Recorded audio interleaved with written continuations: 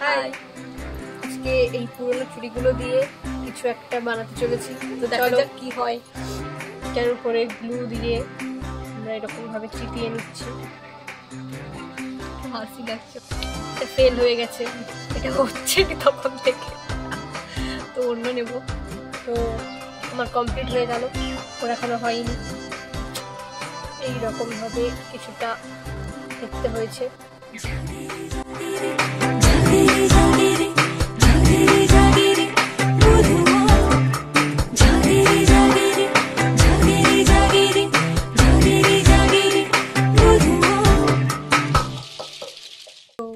ফুল দিয়ে কভার করার পর কিছুটা এরকম দেখতে হয়েছে।